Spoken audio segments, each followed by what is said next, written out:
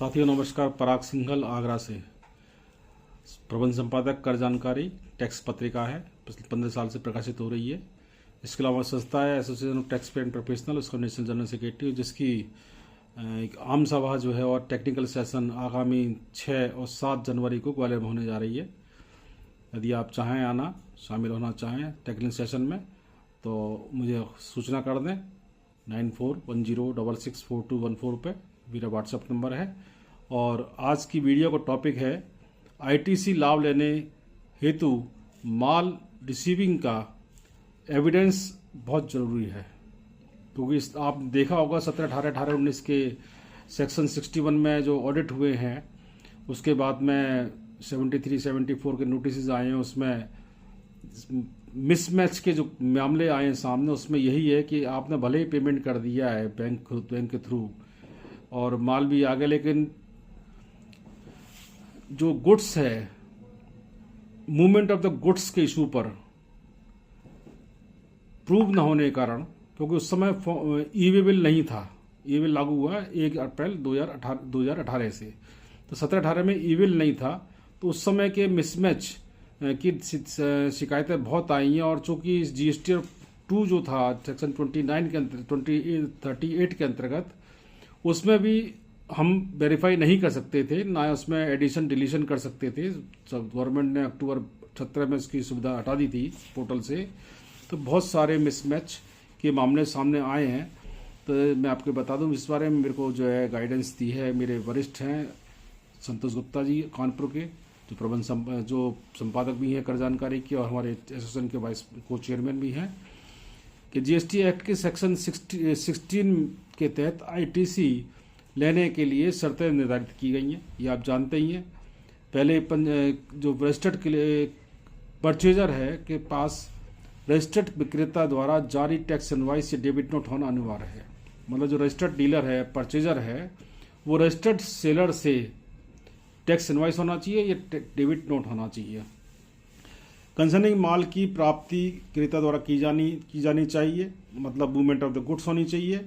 Tax invoice में वसूल किए गए जीएसटी की राशि, जो धनराशि है, विक्रेता द्वारा सरकार को भुगतान कर दिया गया। इस बात का भी एविडेंस परचेजर को रखना चाहिए कि जो जिससे आपने माल खरीदा है उसने जीएसटी जो आपसे वसूल किया है तो सरकारी कोष में जमा कर दिया नहीं कर दिया, आप उससे बिल्कुल स्वतंत्र रूप से पूछ सकते हैं और यह चालान मांग सकते हैं अपने राशि का या अपने पार्ट का, यह सर्टिफिकेट ले सकते हैं। भुगतान नकद हुआ या नियमानुसार आईटीसी का समायोजन किया जाएगा। जीएसटी की धारा 39 सेक्शन 39 के तहत क्रेता व्यापारी द्वारा जीएसटी 3B में दाखिल कर दिया गया हो। एक इनवॉइस से प्राप्त माल यदि कई लॉट या किस्तों प्राप्त किया जा रहा हो, तब आईटीसी माल की अंतिम लॉट, जैसे आपने एक ऑर्डर दिया लेकिन वो एक बार में सप्लाई ना होकर 3 या 4 बार या 5 बार सप्लाई हुआ है, तो उसका आपने बिल आ रहा है, लेकिन आईटीसी आप लगातार ले रहे नहीं, लास्ट जो आपको इंस्टॉलमेंट कॉल लॉट प्राप्त होगी उसका तब आपको 3B के अंदर आईटीसी क्लेम करनी है।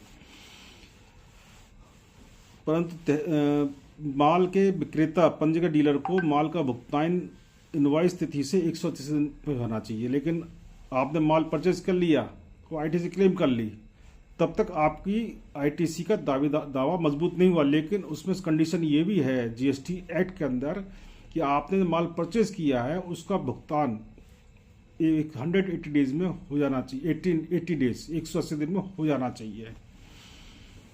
अगर 180 दिन में नहीं किया है तो क्रेता व्यापारी जो परचेजर डीलर है अपने जीएसटी 3B के संबंधित आईटीसी को आउटपुट टैक्स लायबिलिटी में ब्याज समेत निर्धारित रीति से घोषित करना होगा। यदि आपने 180 डेज में पेमेंट करने फेलियर रहते हैं या डिफॉल्ट हो जाते हैं, तो आपने जो आईटीसी गेन करी है, जो क्लेम करी है, उसको ब्याज समेत आपको रिवर्स करनी होगी। किंतु इस नियम में राहत दी गई है कि जब क्रेता व्यापारी विक्रेता को जिस माह में भुगतान करेगा उस माह में आईटीसी का दावा कर सकता है। मान लीजिए आपने 7 महीने बाद भुगतान किया और 6 महीने में कंडीशन आप पे है लागू, तो आपको आईटीसी रिवर्स करनी पड़ी, लेकिन आपने 7वें महीने पेमेंट कर दिया, तो आप 7वें महीने के बाद में जब आप रिटर्न दाखिल करेंगे तो आप आईटीसी का लाभ ले सकते हैं। व्यापारी संपत्ति के मामले में कैपिटल गुड्स या प्लांट या मशीनरी में यदि जीएसटी की धनराशि में भी आयकर अधिनियम के तहत जो अलाउड डेप्रिसिएशन का लाभ ले लिया है, तब जीएसटी के धनराशि पर इनपुट टैक्स नहीं मिलेगा। आपको एक बेनिफिट मिलेगा, डेप्रिसिएशन ले लीजिए या आईटीसी ले लीजिए। कैपिटल गुड्स के अंदर जो ये प्रोविजन शुरू से है, आप देख ही रहे होंगे। व्यापारी को आईटीसी का दावा उसी वित्तीय वर्ष अथवा उस वित्तीय वर्ष की समाप्ति से वर्तमान समय के अगले वित्तीय वर्ष के 30 नवंबर तक दावा कर लेना है। या तो आपको आईटीसी का दावा करना तो सेम ईयर में करिए, या अगले साल के 30 नवंबर तक आईटीसी का क्लेम कर सकते हैं।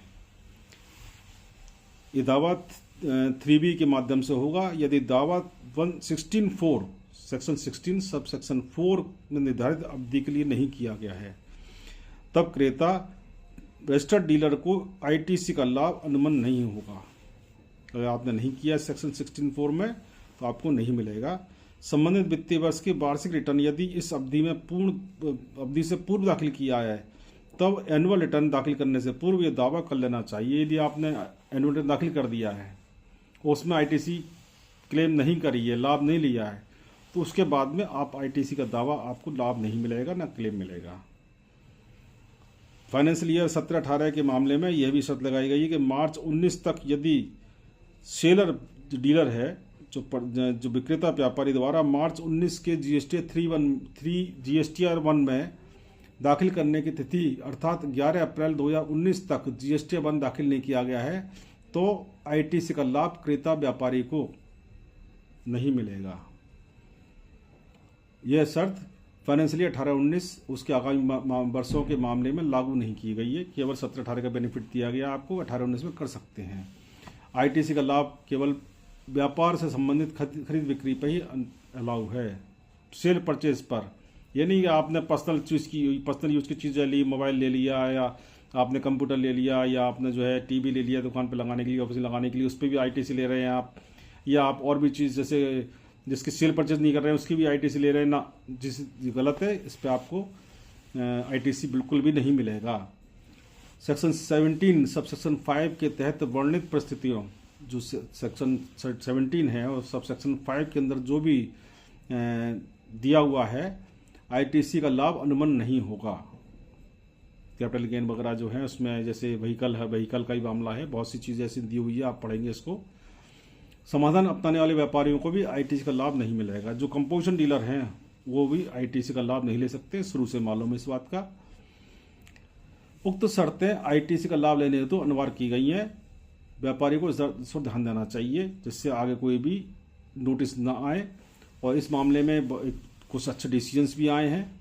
माननीय उच्चतम न्यायालय के डिवीजन बेंच ने state of Karnataka versus e-com guild coffee trading private limited के मामले में आईटीसी का अनुमन्यता के संबंध में 13 मार्च 23 को महत्वपूर्ण निर्णय दिया है। यह निर्णय VSTI 2023 वॉल्यूम 46 B361 पर प्रकाशित हुआ है। इस निर्णय में न्यायालय द्वारा यह निर्णित किया गया कि आईटीसी का लाभ हेतु केवल बोनाफाइड क्रेता को ही प्राप्त नहीं है, प्रमाणित करने का भार क्रेता व्यापारी पर भी है। राजस्व का भार, यह भार नहीं, मात्र आईटीसी प्रस्तुत करना, मात्र जो टैक्स इनवॉइस प्रेजेंट करना, बैंक ट्रांसफर मोड से चेक आदि भुगतान करना, प्रमाणित किया जाना पर्याप्त नहीं है। संदेह से ऊपर जाकर वास्तविक खरीद बिक्री का लेन देन प्रमाणित करना होगा। मैंने ऐसा शुरू में कहा था कि केवल आपने बैंक ट्रांजेक्शन दिखा दिया और आपने टैक्स इनवॉइस दिखा दिया, तो that is not a sufficient evidence to claim या बेनिफिट ऑफ द आईटीसी। आपको उसका प्रमाण देना होगा कि आपका मूवमेंट ऑफ द गुड्स हुआ है। विक्रेता का नाम व पता देना होगा। जिस वाहन से माल की डिलीवरी या भाड़ा देने का साक्ष्य क्रेता के पास, क्रेता द्वारा माल प्राप्ति के साक्ष्य प्रस्तुत करेंगे। जैसे आपने बिल्टी है, आपने जो पेमेंट किया बिल्टी का, वो भी आप एविडेंस के रूप में उपयोग कर सकते हैं। सभी सूचनाएं टैक्स इनवॉइस की उपलब्धता और भुगतान के अतिरिक्त होंगे।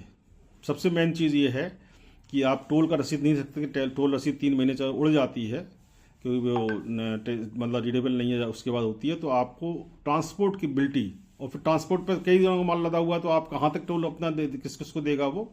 तो ट्रांसपोर्ट की बिल्टी और उसका जो पेमेंट किया आपने फ्रेट का, वो आपका एविडेंस माना जाएगा। और जहाँ तक माल डिलीवरी प्राप्त होने के साक्ष्य का प्रश्न है, व्यापारी ट्रांसपोर्टर या वाहन चालक से संबंधित माल की डिलीवरी का प्रमाण पत्र तथा अन्य साक्ष्य अवश्य प्राप्त रखने चाहिए, रखने होंगे, तभी इनपुट का लाभ विधिक रूप से व्यापारी को अलाउ होगा। माननीय उच्चतम न्यायालय के इस निर्णय को इलाहाबाद हाई कोर्ट ने द्वारा Messrs Malik trading company Malik traders बनाम स्टेट ऑफ यूपी के मामले में भी दिए गए निर्णय 18 अक्टूबर 2023 का समर्थन किया है। पटना उच्च न्यायालय ने भी मैसर्स आस्था इंटरप्राइजेज बनाम स्टेट ऑफ बिहार के मामले में 18 अगस्त 2023 को भी इस निर्णय का समर्थन किया है। ये ध्यान रखिए, आपको बहुत इस समय काफ़ी नोटिस आ रहे हैं, तो इसलिए मैंने आपको ये प्रेजेंट किया है। और मेरे को इसमें जो गाइडेंस मिली है, मेरे वरिष्ठ हैं, मेरे प्रेरणा स्रोत हैं संतोष गुप्ता जी, उन्होंने दिया है। और फिर मैं अगले बहुत ही जल्दी आपके साथ मैं एक नए विषय के साथ प्रस्तुत होऊंगा। नमस्कार, जय हिंद, जय भारत।